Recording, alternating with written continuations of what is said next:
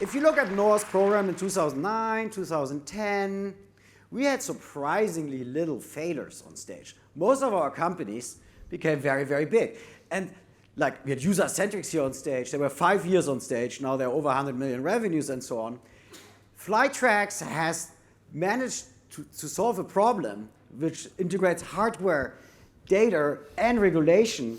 And it's one of those companies where you just know they're going to take the food delivery market as a direct player and maybe a partner network. Anyway, it's one of the most fascinating companies we have at NOAA, and enjoy the session, please. Thank you. So hi guys, I'm Yariv, CEO and co-founder of Flytrex. We're going to start with a short video that just shows what we do. Everything you see here, these are customers' videos that we just picked up from TikTok, Instagram, YouTube, and all of your favorite social channels.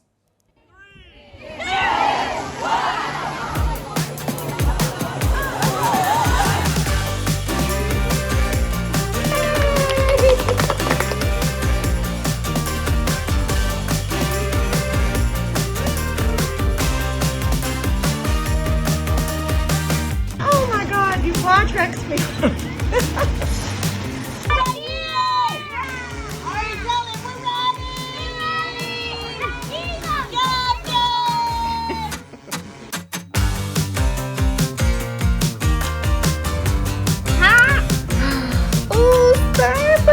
Get your drinks.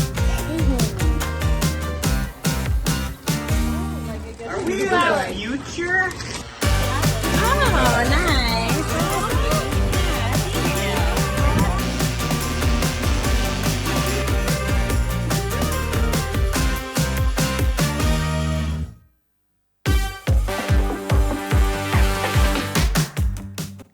So today, Flytrex is actually the largest home drone delivery service in the US. We've now made close to 100,000 deliveries to actual paying customers in US towns and cities.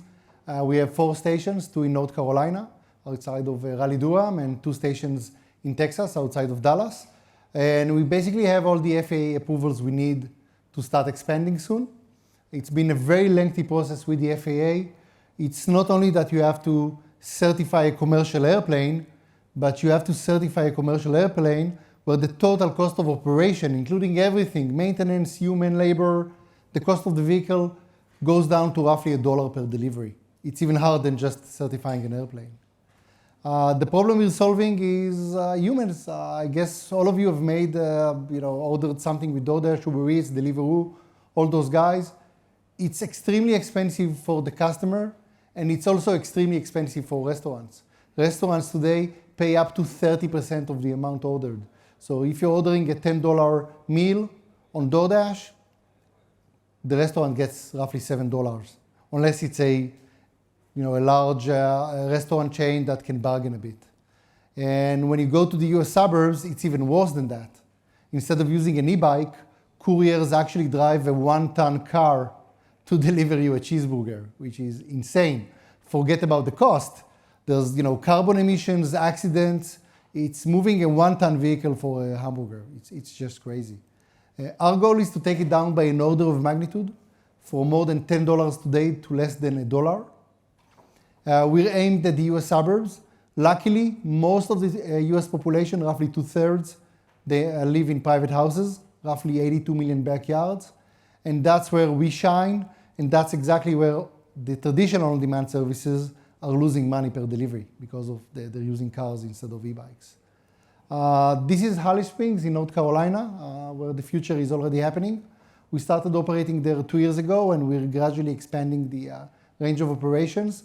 In the area that we've been servicing for 2 years now, our penetration rate is 70%, meaning more than 70% of the households within range downloaded the Flytrex app. We have our own app, just like DoorDash and Uber Eats, and made at least 1 order with our system. And DoorDash was actually active in that area before we approached it. I can tell you that the customer acquisition cost has been like less than $3. It's crazy. And 2 years into the process, retention rates are much higher than any traditional on-demand company. People try the service for the first time because, hey, it's food from the sky, it's drones, it's cool, but they continue ordering with us because it's a lot more affordable than anyone else. It's ultra fast. Once we take off, you get your French fries. They're still crisp after 3.5 minutes. It's a much better user experience. You don't have to meet any third-party human knocking on your door. It's just a very different experience than what's happening today. We already have a lot of restaurant chain partnerships with some of the largest chains in the US. Most of them, I'm not sure if you've heard of, I haven't heard of because I'm not, I'm based in Tel Aviv, so I never heard of Jersey Mike's or Papa John's or Little Caesars, but each one of them has like thousands of branches in the US, Walmart. It's been quite an easy sale when you tell those guys that you're going to charge a lot less from them and from the customers and give everybody a better service. You really don't have to work a lot on that. About this slide, don't worry, there's no quiz at the end. But what we're showing here is basically that Flytrex is not a drone company. We don't sell drones. Drones are maybe 20% of what we do. At the end, it's not just about the drone. It's about an entire tech stack that enables that drone to perform a delivery at a total cost of $1. And that's a lot harder than just a drone. If you'll build a better truck tomorrow that costs 20% less, it doesn't mean that the day after that you can start competing with FedEx. FedEx is a lot more than just those vehicles. And it's the same with Flytrex. If you'll tell me, Yariv, I have a better drone than yours, I'm going to sell it to you for $2,500 instead of the $3,000 it cost us to produce our drones. And it's already certified, and you can use it for on-demand deliveries. We will just buy it from you. It's, the moat is not just the vehicle. It's a lot more than just a vehicle.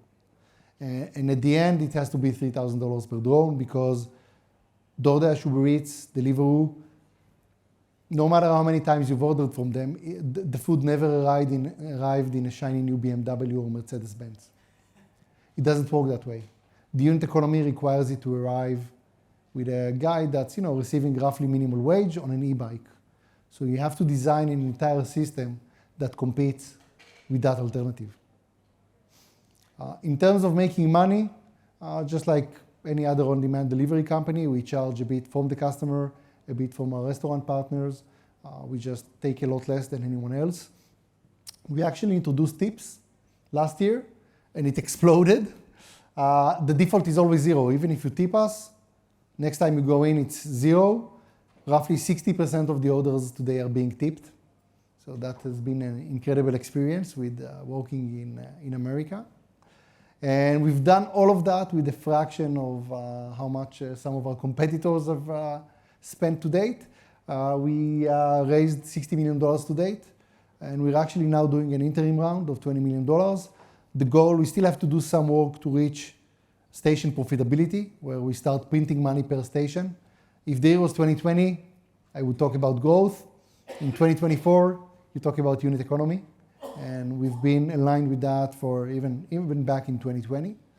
And once I have station break even and starting to profit money per station, a few delivery stations, and I continue showing the killer traction, next phase is going to be fast growth. From what we've seen in the traditional on-demand services, once a company grabs a land, a city, a town, the next company that comes in will have to spend a lot more in customer acquisition. And it's going to be the same with drones. The first drone company that comes in, we're already seeing that. Customer acquisition cost is almost 0, less than $3 per customer. It's nothing. The second drone delivery that comes in will need all those billions of dollars that were available back in 2020, and I'm not sure they're available these times. That's it. Thank you, guys.